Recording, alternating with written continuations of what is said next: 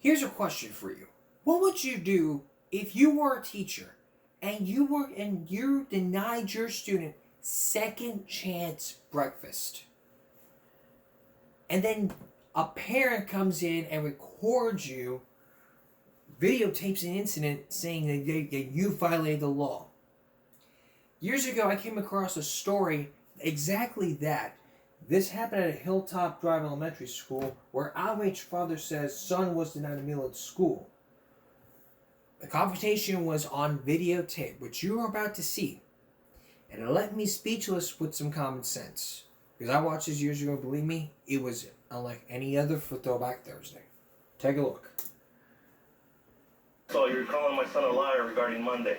A father's recording of his confrontation with his son's 5th grade teacher. On Monday, I did not let him in. You know you broke the law? Are you aware of that? Louis Valdivia says he went to Hilltop Elementary furious after hearing this from his son. I asked her if I can get second chance breakfast.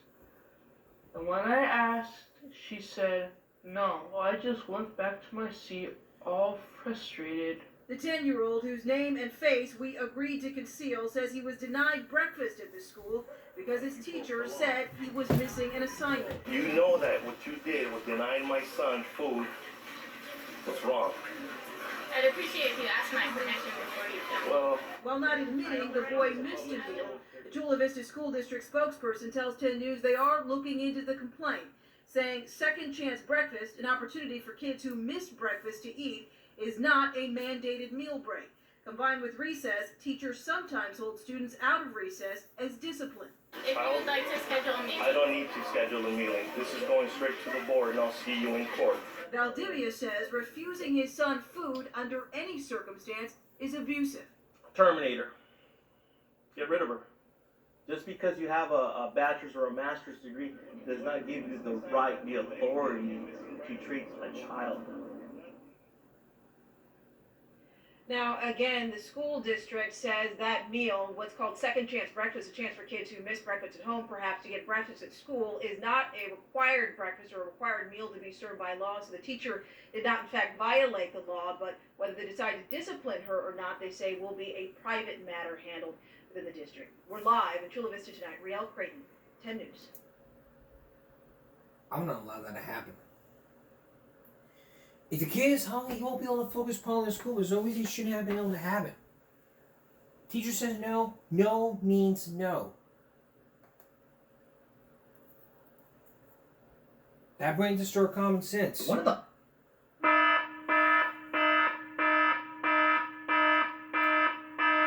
Basically, no means no.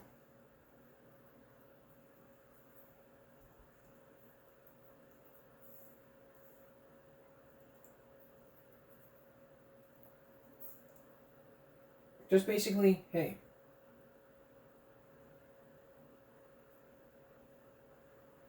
Alright, who remembers Jeff Bliss? A couple seasons ago, we did a story about Jeff Bliss, who was in a viral video about what had happened. A student gives a teacher a lesson. Take a look at this.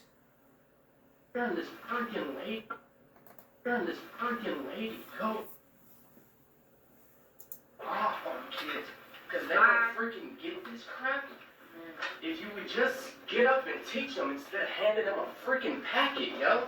There's kids in here who don't learn like that. They need to learn face to face.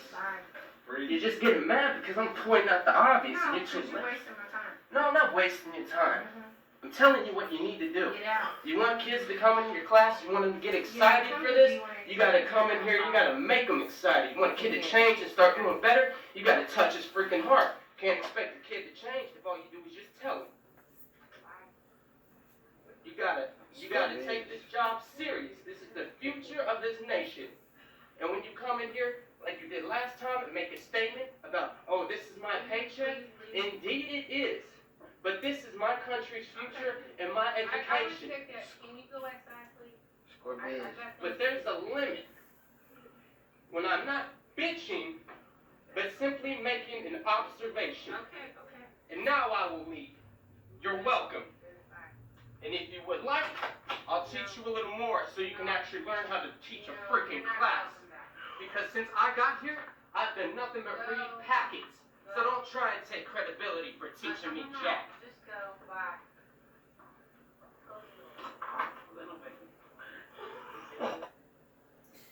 Now, after that video aired, it was all over the media. He said he wanted to teach his teacher a lesson because all they've been doing is handing out packets when teachers don't get up and teach.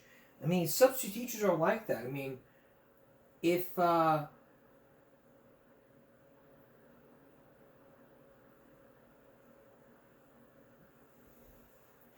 you never heard of this guy, he wasn't rude to his teacher. He was just making an observation.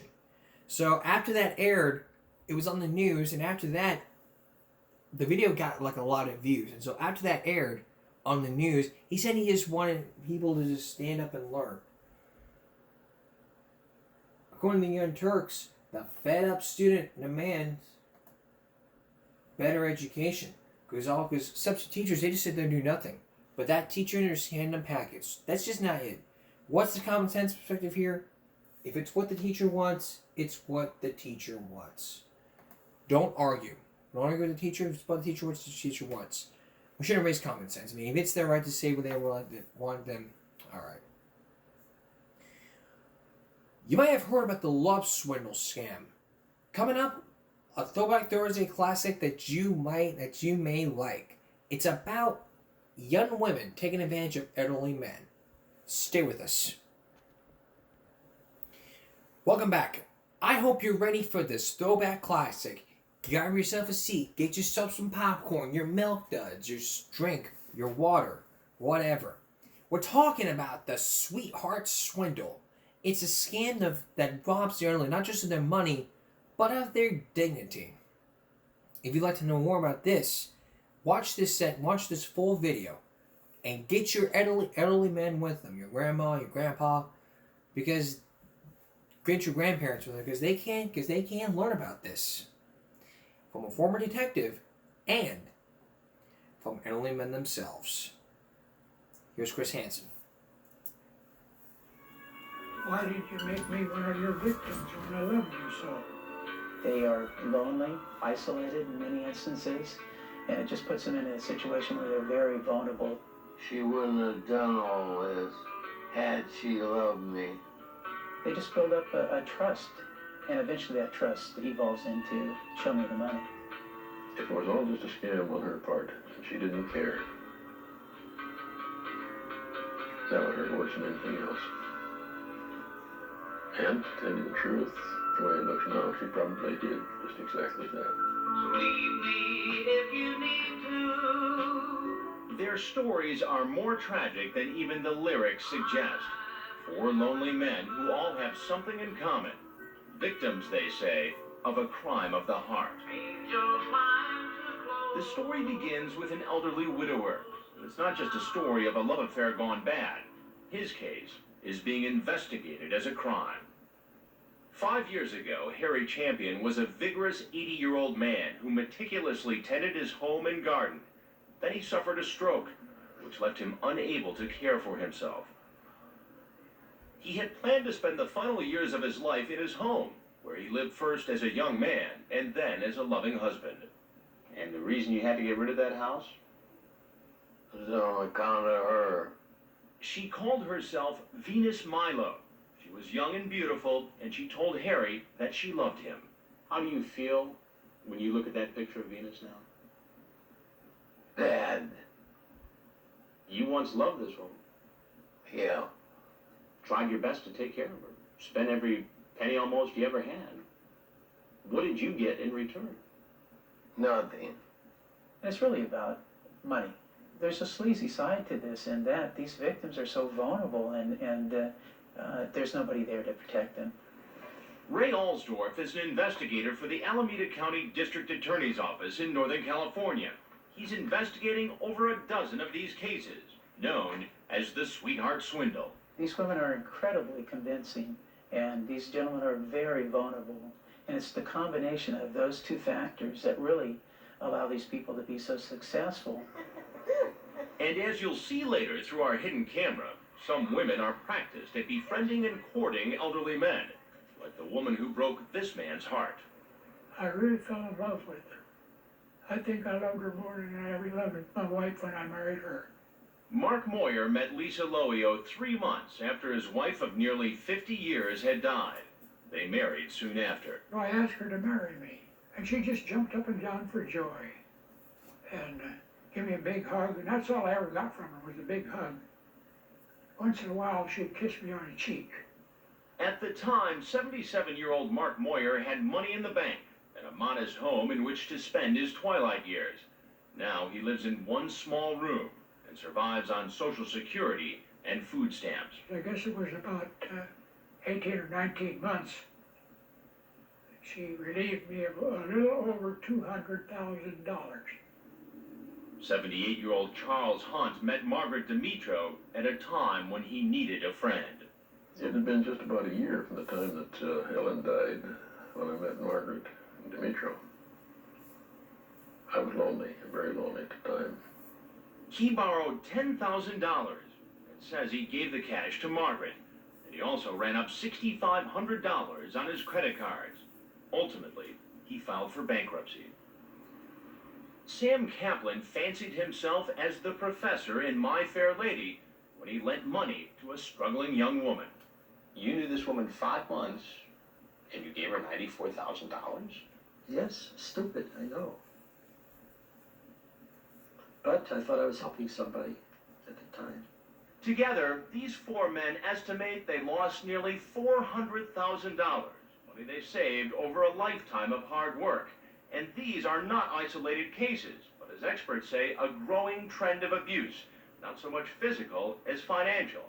And often, the predators who target these elderly men leave them emotionally devastated, penniless, and alone. It is truly an organized crime in every sense of the word. John Nicholas is a deputy sheriff in Palm Beach County, Florida. He's also an American-born gypsy, one of the few in this country who has joined the ranks of law enforcement. He knows how the scam works because many of the women involved are gypsies. This is a swindle that is perpetrated by people that know exactly what to do, when to do it, and how to do it. Not all sweetheart swindles are perpetrated by gypsies, and not all gypsies perpetrate the sweetheart swindle. But according to Nicholas, the women who do are professionals, and they bring special training to the job. The ability to talk, the ability to calm, and also if they are pretty attractive or fix themselves up to be more attractive, that helps obviously. To be able to perpetrate the con, and don't forget, Chris, that's all it is a con job, perpetrated on senior citizens.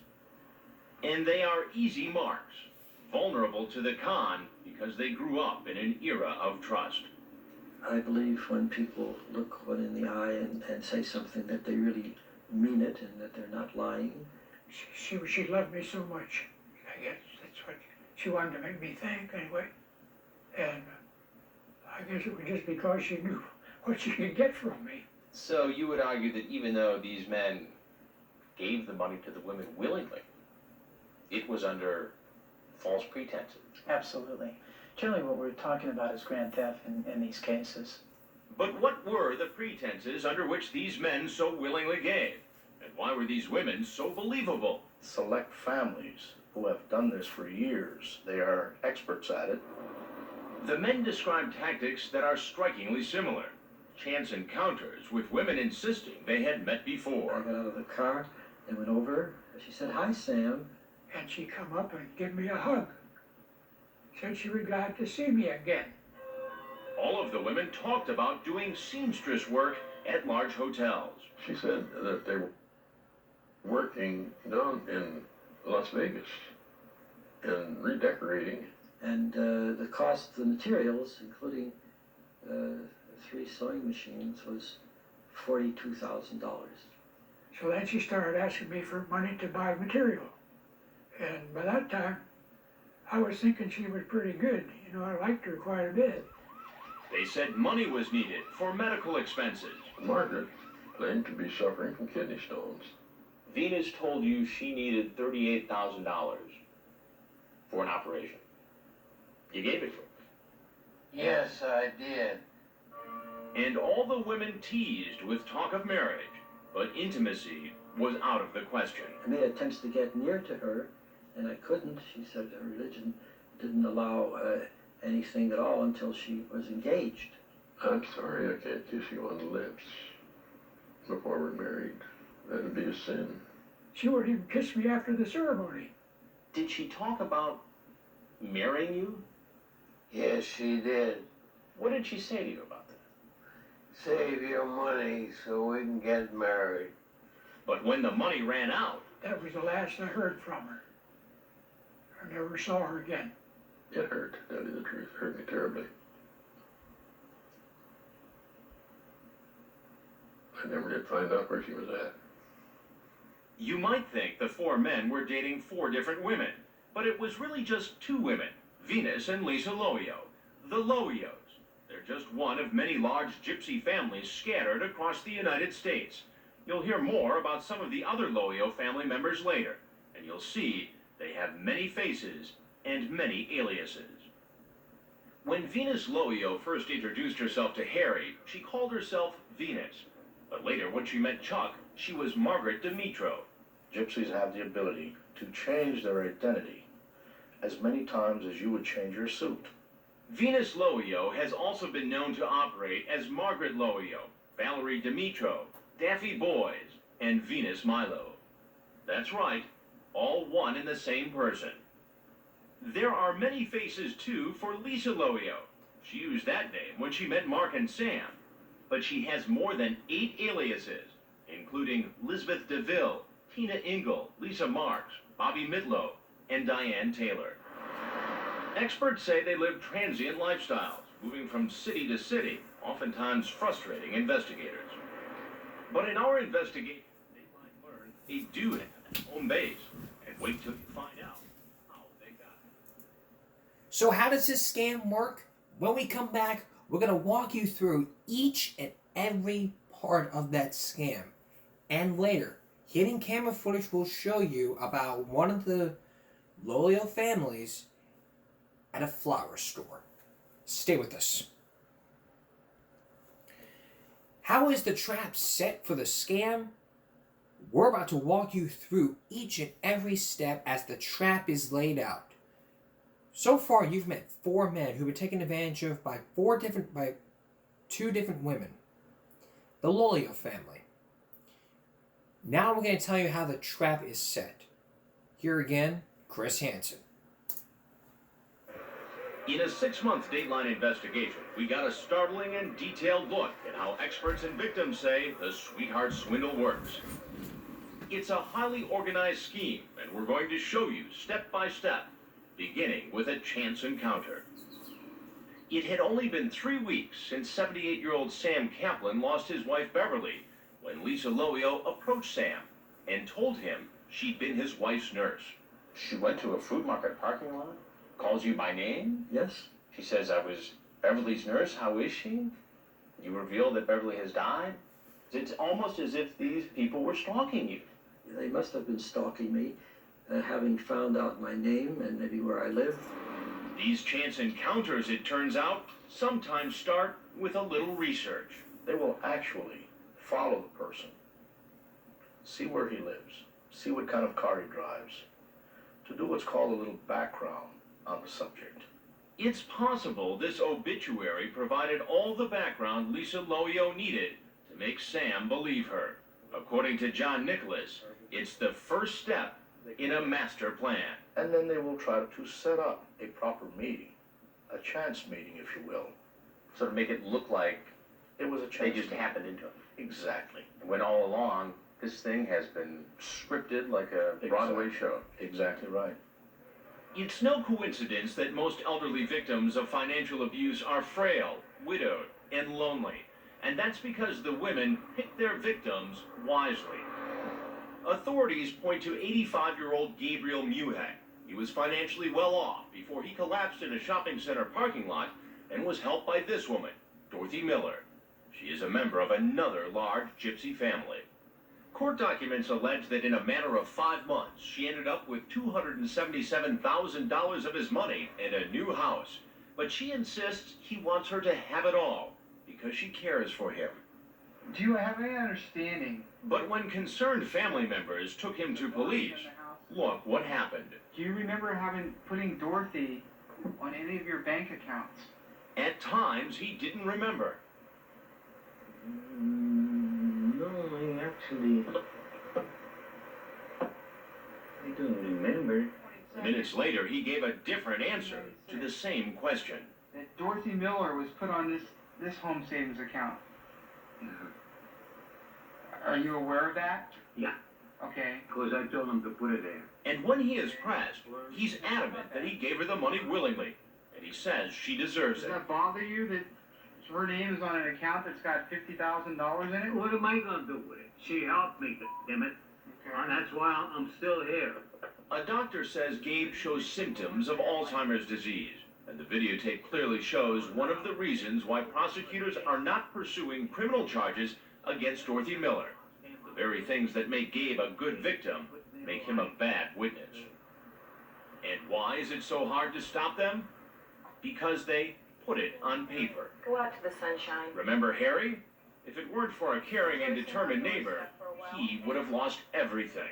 Would you like to get outside? Sylvia Tierney was Harry's conservator, and she quickly discovered that the Lowios had positioned themselves well. One day I found out that they had gotten onto the deed to his house. The next day I found out that he had taken out a second mortgage on his house. Then I had discovered that the car was missing. Sylvia found that Venus was on the title to Harry's car as well as the deed to his house. And it didn't end there. Harry's house had been put on the market for $219,000 without his knowledge and with Venus and her brother on the deed. If the house had sold, the Lowio family would have scored big. When Harry was hospitalized after having a stroke, members of the Lowio family came by to check on Harry and the property. This time it wasn't Venus who came calling, but her sister Bonnie and sister-in-law Lisa. Lisa and Bonnie came to my door, wanted to know where Harry was, and they also became quite concerned with how the mortgage was being paid and who was going to pay the property taxes. Why were they so concerned? Because they stood to inherit everything. Their names were on the deed to the property, and they had written out a will. So they're on Harry's will? Yes. Not just Venus, but her relative. Right. They were looking out for their assets. Right. And I wasn't going to let them get it. And I didn't. She didn't. But eventually Harry's house had to be sold to pay for his care. And just last month, Harry died in a nursing home. You may be asking yourself, how do they get the elderly men to sign all those documents? In Harry's case, Sylvia says he was duped into signing a deed, thinking it was paperwork for a loan. But in other cases, victims said they got them to do it with the promise. You remember Bonnie. She and Lisa were checking on Harry's property. Like her sisters, Bonnie has several aliases. Bonnie Ray, Bonnie Pay, Bonnie John, and Pat Midlow. And she used what appears to be a familiar Lowio family tactic. Bonnie promised to care for 77-year-old Leo Kesty for the rest of his life, in return for his house. But when family members found him feeble and unkempt, with most of his personal possessions missing from his home, they sued, and his conservator took the unusual step of chaining down his television to prevent it from being taken. This is one case where the Lowios lost. It went to civil court, which almost never happens, and the court ordered Bonnie Lowio to return the house and repay thousands. Even now, she still owes the money. Because of that, you may be wondering why these cases aren't prosecuted criminally. The answer is they almost never are, because it's hard to prove the women obtained the money under false pretenses, and because typically the men were so willing to give. Why were they so willing? Maybe because of the promise. And the promise can pay off, like it did for Anna Lowio, the matriarch of the Lowio family. Anna owns 5 acres of valuable California real estate just 64 miles outside of Lake Tahoe, Nevada. It once belonged to an 85-year-old man who had purchased the property as a retirement investment, but a lawsuit alleges he signed it over to Anna because she made a promise of lifetime care. In the end, he sued for breach of contract, but died in a nursing home before he could get Anna off the deed.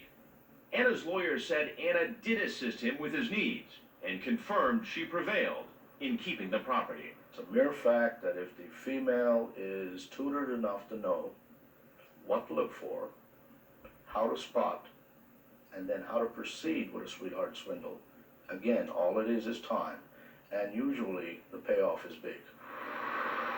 And take a look at where Anna lives now. This spacious 3-bedroom home featuring a sculpture garden and pool in the backyard. And how'd she get it?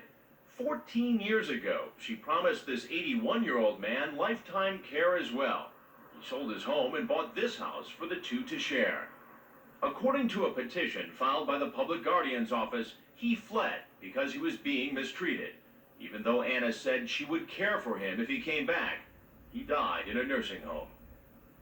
Once again, Anna got it on paper and kept it on paper. When he died, her name was on the deed. The house would be hers. It's this same house in Sacramento that serves as a home base for the Lowios. And it was here that we saw Venus casually strolling with children, Lisa showing up for a visit, Bonnie outside with more children, and Anna, the matriarch, out front wearing a bathrobe. It appears to be a good life for the Lowios. The promise works, experts say, because the carefully selected victims are in need of care and friendship, which is what this man, Tony Bruschka, thought he had in Venus Lowio, a friend. Tony had already given Venus $118,000 when she said she needed emergency surgery. It wasn't long before she wanted more, and that's when Tony says she applied the pressure. Said she was dying, she got dizzy, she was falling, and they had to have $73,000 for the second operation. The last thing they said was, you want to see the blood? Once they said, you want to see the blood, I just ran out of the apartment right to the stock exchange and sold all my stock. So like Harry and Chuck, Tony found a way to provide Venus with the money she pressured him to give, $73,000. He didn't even stop to think about it. Maybe when you get older, you don't think of all those things, you know. You think of somebody's in trouble, you want to help them. But I never dreamed she would take all of it. Venus promised to pay Tony back. She even signed this promissory note. But Tony says a year passed without any word or any money from Venus. Tony became angry and says he told this man, who he believed was Venus's brother, that he was going to the authorities. I accused Steve of using her as bait so they can work these scams on senior citizens. According to Tony, that's when things got worse. And this time he says it was Steve who was applying the pressure. Steve was really Venus's husband, not her brother. Their marriage linked the two gypsy families. And it was Steve and his mother, Tony says, who visited him with a disturbing story, that Venus had fled, and if he took legal action, she would never see her children again. And they would bring the kids up also, and the kids said, are you going to arrest my mom? The pressure is why Tony says he signed off on the loan. They're going to pay me $20,000, no interest. And if I died, the promissory note would be canceled out. But they owed you some $250,000. That's right. The reason I signed that was because of the threat. Just 3.5 months later, Dateline's hidden cameras captured the very same family on videotape as they appeared to be targeting an elderly gentleman. But what they didn't know is that he was working for us. When we return, that hidden camera footage, and we confront one of these gypsy women. Stay with us. And now the conclusion to our story. The pressure. The promise. You've heard about 4 elderly men who have been part of the Sweetheart Swindle, a scam that young gypsy women were taking advantage of elderly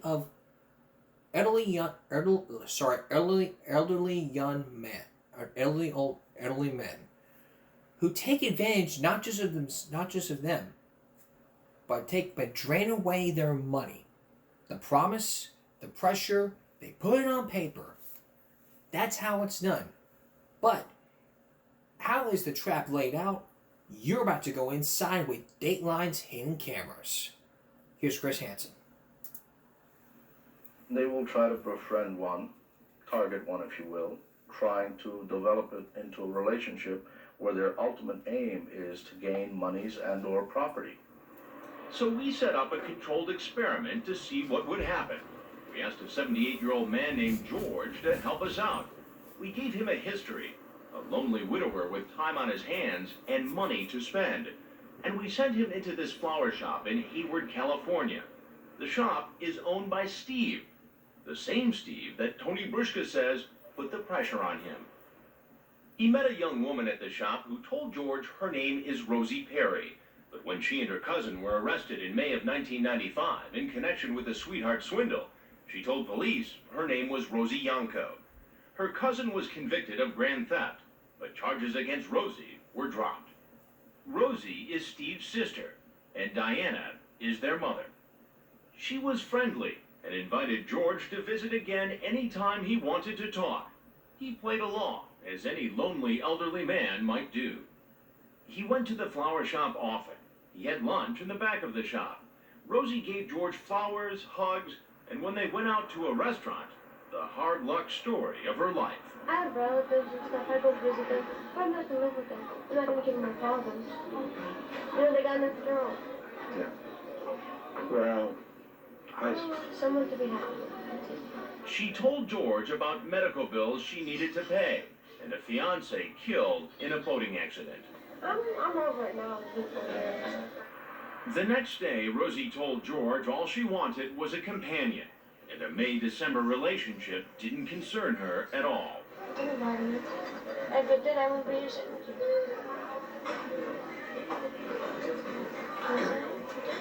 I'm happy to be with you. I'm not embarrassed or anything. I'm happy. Because there's nothing to be embarrassed about. I'm not embarrassed. And it's official. She was telling George that they were a couple.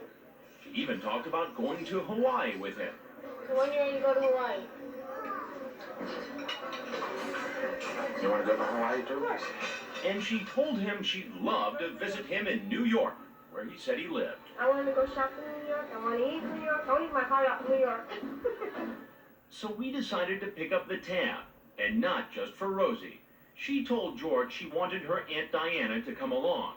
But as you've seen, Diana is really Rosie's mom. As I understand it, you wanted open booking, right?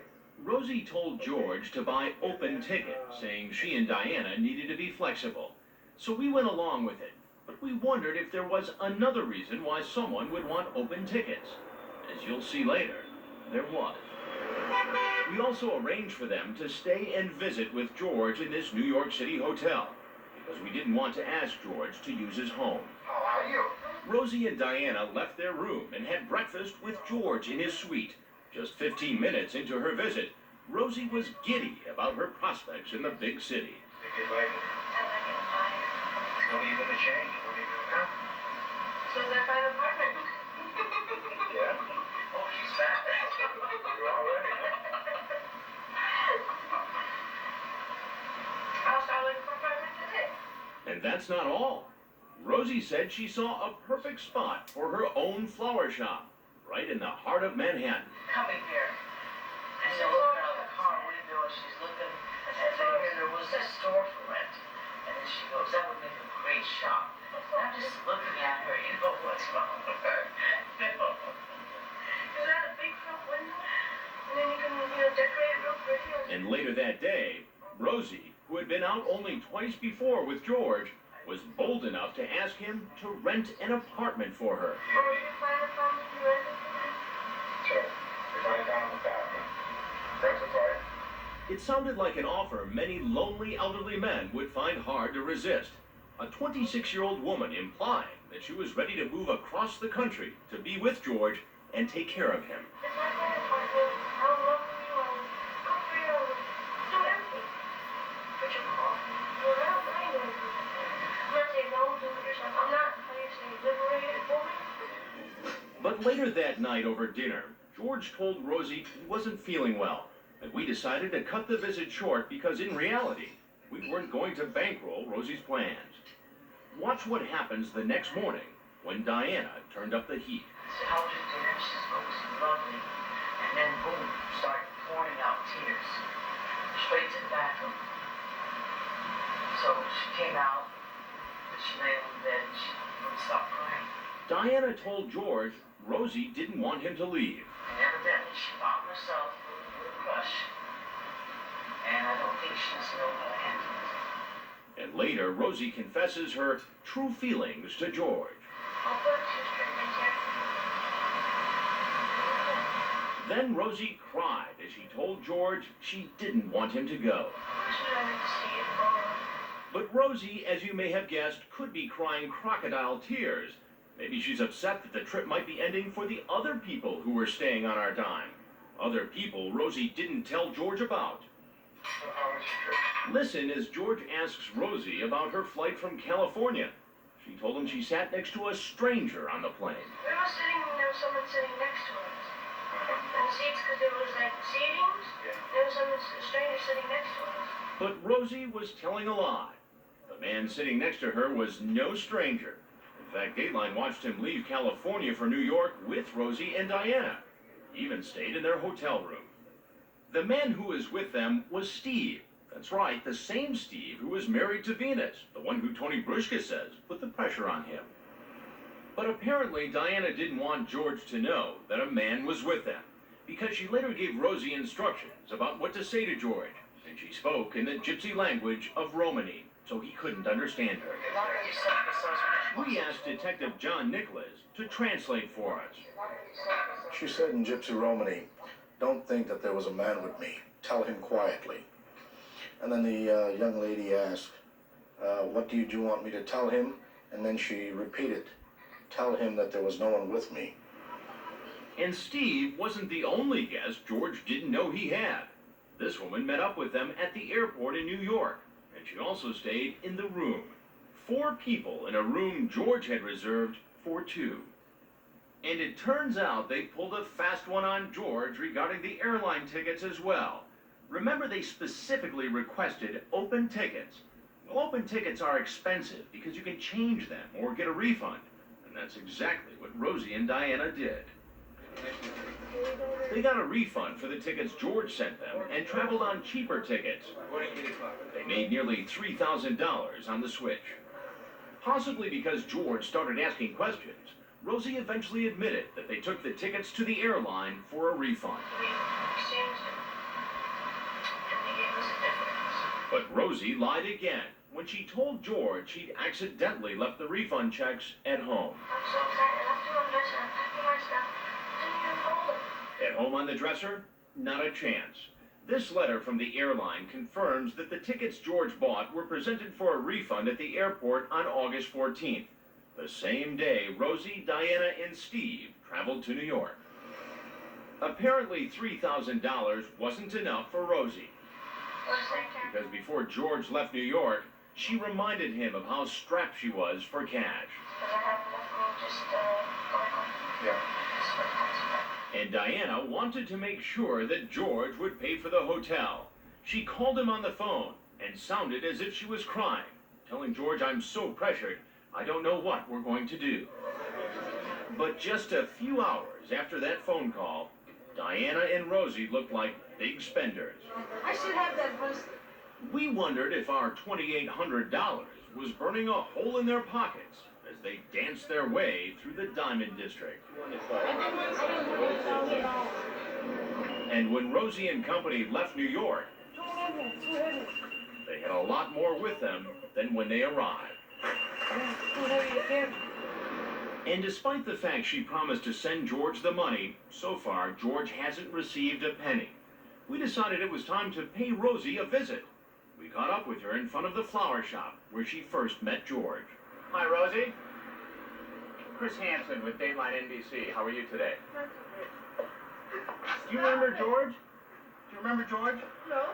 The man you went to go visit in New York? No. Let me just show you this videotape. Is that you? Yeah. Okay. Who is that woman with you? Your aunt? What's her name? Well, that's none of your business. We asked Rosie if she told George the truth. I did not lie to him. You told him that you had traded in some airline tickets and that you left the money on the dresser. I told him that, and I had sent it to him. But someone stole it. Somebody stole it. Well, we have evidence here that you traded in the tickets and made $2,800. Would you stop following me? Well, I just want to get your side of the story here. Well, that's none of your business, okay? Rosie, members of your family have been accused of taking advantage of elderly men. Would you go away from me? Rosie hurried off and went to a payphone down the street. A few moments later, Steve arrived to pick her up. We tried to talk to Steve, but he sped away. And we had some questions for the Loio women, too. We wanted to ask about some of the elderly gentlemen in their past. We went to the Loio family home in Sacramento, where we caught up with Anna, the matriarch of the Loio family. I'm Chris Hansen with Daylight NBC. Uh-huh. Why is it that you, two of your daughters, and a daughter-in-law are all named in suits alleging that you've taken advantage of elderly men? Oh, come on now, get away from me. Don't start that. What do you mean don't start that? What's going on? Why are you and your daughters named in Of suits? what? Of what? Well, like this man, Harry Champion. Do you know him? Oh, get out of here. That's know my him? son-in-law. That's the liar right there. What do you mean? That's the Dimitro family, the liar. The Dimitra family, one of your daughter's aliases is Dimitros. Please. Why are the aliases, Talk to my Anna? lawyer. Talk to my lawyer. Can't we talk to you for a minute? Anna refused, and we left. But we still hadn't spoken with Venus, Bonnie, or Lisa. So we went to another house where Loio family members have been seen. And look who shows up. An elderly man on a bicycle. Naturally, we were curious, so we stopped and asked him some questions. His name is Luis Del Moro, and he's 78 years old. And guess what? He knows Bonnie Loio, too. She stopped him when he was riding his bike one day. It was a story we had heard before. She stopped the car and told me that she knew me. Had you ever seen her before that time? No, not that I know of. And it turns out, Del Moro says he's given Bonnie money for medical expenses. The last time she came by, he said he didn't give her any. I figured that maybe I was giving somebody money that I needed myself. What will happen to Luis Del Moro, we don't know. But we do know that the sweetheart Swindle has left a trail of men much like him, broke and broken-hearted. Men angry that they were taken, anxious for someone to stop these women before they strike again. After all she did to you, what do you think should happen to Venus? Put her in jail. Lock her up. Yeah. So she can't do it to somebody else. I would tell her that I hope they put her in jail for a long time and reduce the menace in our society. Some final notes. Two of the women, Lisa and Venus Loio, are currently under investigation.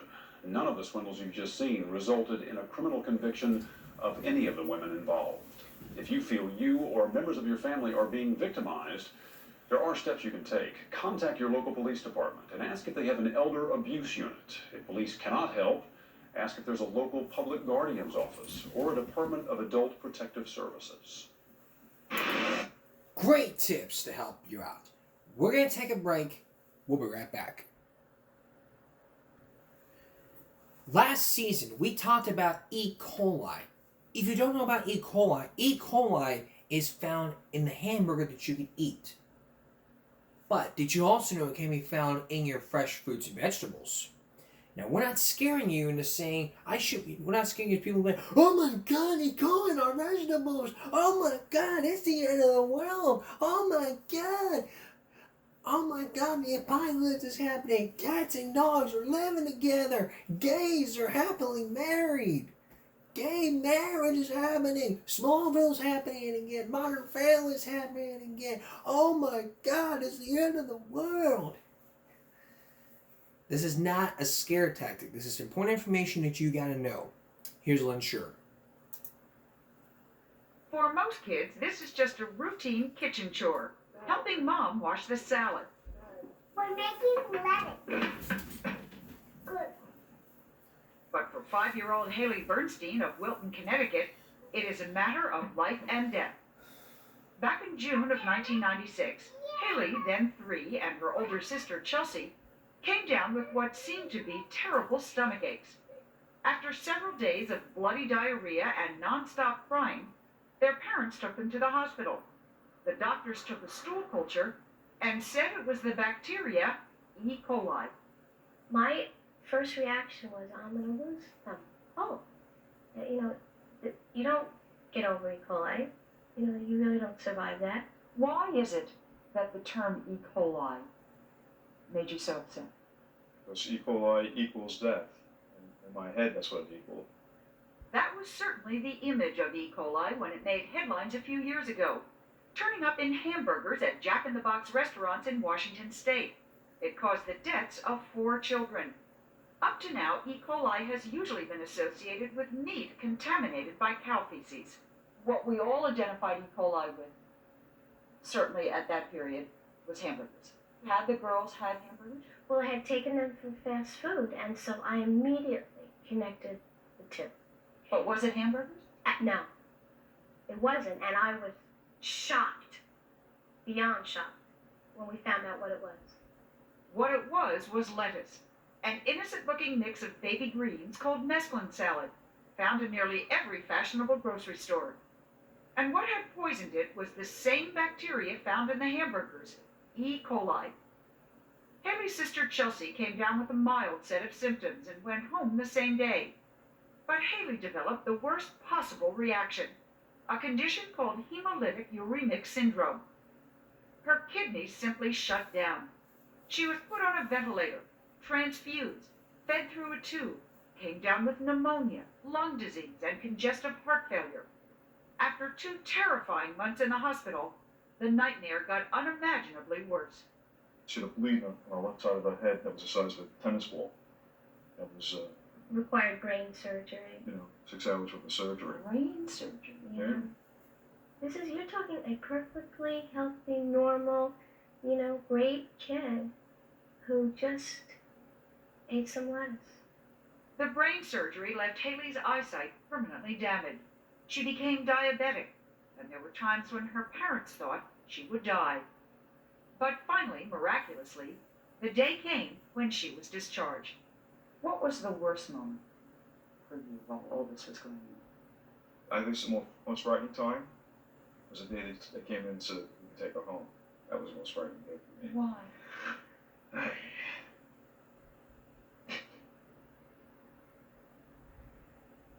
Sorry.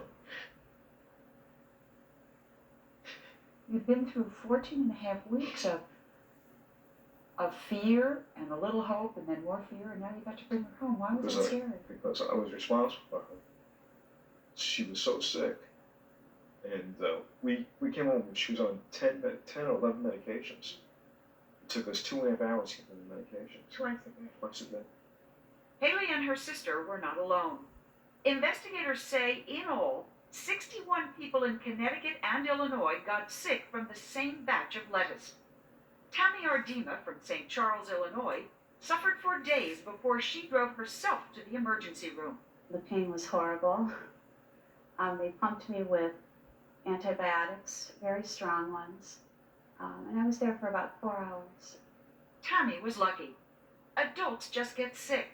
For children, the elderly, and people with compromised immune systems, it is potentially lethal. How did lettuce become so dangerous? Investigators say it's just a matter of connecting the dots at this small farm in the heart of California lettuce country. They say the cows grazed back over there, right next to where the lettuce was washed, which is right back in here. So it's entirely possible that bits of cow feces containing the bacteria were trapped into the shed or seeped into the water supply. An FDA inspector at this makeshift lettuce grower, Fancy Cut Farms, found a list of egregious violations. Employees used bare hands. The lettuce was transported in dirty, reused boxes. And well water next to the cattle was not treated, filtered, or chlorinated. Just before the outbreak, Fancy Cut's filter system got clogged. And government inspectors say these workers may have been triple washing the lettuce with dirty water. we invited Lori Durand, a food safety activist, to visit Fancy Cut Farms with us. Although shut down since January and ravaged by a local flood, it still bore the telltale remnants of a deficient packing plant. Lori, when you look at this operation, what do you see? Well, in a perfect situation, I think what you want is processing that looks like your kitchen. You don't want a processing area that looks like a shed. You want a processing area that has been closed, keep the animals, birds, insects out. In other words, with it, because it's so open, anything could walk in there. Yes, grow in there, grow on the ceilings, grow on the walls. Yes, exactly. Give me a gut reaction to what you see as you stand here. Revolting. Revolting. The owner of Fancy Cut Farms, Robert Chavez, has denied he was to blame for the outbreak, but he refused to speak with 2020. And according to FDA documents, he was uncooperative with the agency during an inspection because he was too busy and repeatedly didn't return the inspector's calls. What really upsets food safety activists like Duran is that the conditions at Fancy Cut are not unique. From what you know, Lori, is this what was a farm here? Is this unusual, or is this something that happens in other places too? Well, it's my understanding that in that farm, they're packing in an animal facility with manure in piles around where they're packing. We took a look at the neighboring farm, which was recently used to pack broccoli and persimmons. And what we found didn't look like any kitchen where we would eat. I believe this used to be a cow shed, because this is the place where a cow would normally put its head to be fed on the other side of this particular structure. So these would be the troughs, the feeding troughs over here. I believe so. Okay. And then this detritus, which I'm reluctant to touch with my hand, represents cow manure and feces otherwise from animals. These kinds of conditions have led to 6 known cases of E. coli contamination in lettuce in the past few years. There were 2 cases from alfalfa sprouts just last June. And in July of 1996 in Japan, E. coli in radish sprouts put thousands of people in the hospital, them school children. It's not just salad fixings. Other foods that are eaten raw can also transmit the bacteria. In 1996, after drinking unpasteurized Odwalla apple juice, 70 people, mostly children, were infected with E. coli, including Lori Duran's daughter, Annie. It was absolutely devastating because, first of all, you try to protect your child from absolutely everything horrible that could happen. And then you find that by giving them something that you think is healthy, you've actually possibly killed them. Did it ever occur to you that apple juice could do this to your daughter? Oh, never. I mean, I would have never thought that there were bacteria that were as life-threatening as E. coli 157%. And 20 years ago when I took biology, this organism wasn't identified. People didn't know about it. While E. coli has been around for millennia, this virulent new mutation called O157H7 was only discovered in the early 1980s. Dr. Ross Davidson is a microbiologist at Mount Sinai Hospital in Toronto. After 2 E. coli outbreaks from lettuce in Canada last year, he decided to investigate. Using blue dye to simulate E. coli tainted water, he showed us how easily it can permeate an entire head of lettuce. Lettuce is very porous. It's composed almost entirely of water, so there's no barrier to stop E. coli from getting access to the inside. And that's why it's important to thoroughly wash both the outside and the inside leaves. Later, he sprayed the lettuce with bacteria and performed an experiment to demonstrate whether washing would completely eliminate the germs. The first plate here shows you how much E. coli bacteria you might expect to find on the outer leaves prior to washing. Then he showed us how much E. coli is left, even after a thorough washing. 2 cells in this case. You can't completely eliminate the risk, but you can certainly reduce it. Scientists say it can take as few as 1 to 10 cells of this new strain of E. coli to make you sick. Knowing what this researcher has done, the scientist in Toronto, does that put even more pressure on the FDA as far as you're concerned? Absolutely, it cannot get to our homes, and we cannot be expected to eliminate a biohazard from our kitchen. The FDA is responsible for making sure we don't have to. But Joe Levitt, who runs the agency's Center for Food Safety, says scientists are still trying to figure out how. There already exist specific mandatory guidelines, rules for meat For milk, for seafood. Why not for produce, something you eat raw? Right now what we feel is with fresh fruits and vegetables, the amount of information we have is appropriate for guidance. What we're lacking is having a good, clear sense of exactly what steps are going to give the level of assurance that a mandatory program we would want to achieve. In other words, on lettuce farms like this, farmers should follow what the FDA says, but they don't have to. There is a way to protect our food supply, and it's not nearly as complicated as you might think. It doesn't require fancy machines or high technology or even very much money at all. Here at McAfee Apple Gardens in Fresno, California, Mark McAfee has helped revive the reputation of Odwalla and made the contaminated apple juice. His orchard is a leader in safety standards, with some common sense and inexpensive ideas, like testing his water for purity, enforcing strict hand-washing rules by having wash stations nearby, plus this ingenious device. Just a ladder, right? Every farm has a picking ladder. This is a standard picking ladder used in the harvest of fruit in the San Joaquin Valley. Okay, so what's the big deal about your version of this ladder? We don't touch the orange space. When you touch the orange space, you gotta go wash your hands. Oops. But I'm not picking apples, so That's it's okay, right? We modified these ladders so that you don't have to touch where the bacteria is, where your feet come in contact with this device at any time during the day. So in other words, if you happen to attract some animal feces or whatever, and you step on this, you will get it in your hands. Get on your hand and on the fruit all day long. But McAfee says the problem is, he's one of the only ones taking these steps. You see people using methods not as stringent as the methods you're using, and not as common sense. Tell me what you feel in your gut. They just don't know. I've sat in rooms where farmers say, you know, we've done this for 50 years this way. And I'm not going to call them ignorant. These are very bright, very hardworking people. But emerging pathogens are not the same guys we do. And with that thought in mind, we have to evolve in our thought process. Despite McAfee's assessment, our nation's fresh produce has been overwhelmingly safe. And the big lettuce producers, like Fresh Express, have never been linked to an E. coli outbreak. They spend millions of dollars on safety standards. The cases we've shown you are rare. But as long as there's the potential of even one contaminated leaf of lettuce, Haley's mother Rita isn't going to be taking any chances. I separate each leaf. I do the whole head. When she served lettuce, it takes her a good half hour just to wash, and she hopes disinfect, the leaves. Okay, so now what? So what I do, once they're all separated and everything, I spray them. This is really a scientific process. I guess for some people this is a big deal. You know, for me it's just not. I mean, it's just, I'm washing it and I want to, especially lettuce. Kelly, you remember when you were sick? Yeah, something was on the lettuce, it was coli. So Haley, do you eat lettuce now? Yeah, this is good lettuce now, and this is good water. Good water, right? Good water, and it's not bad water. We really came so close to losing her so many times. E. coli 0157H7 is something that did not exist when we were younger. The world is different now, and we have to treat the food we eat differently now too. Now, we don't want to scare you into not eating fresh fruits and vegetables. The experts say that nearly all our food is safe.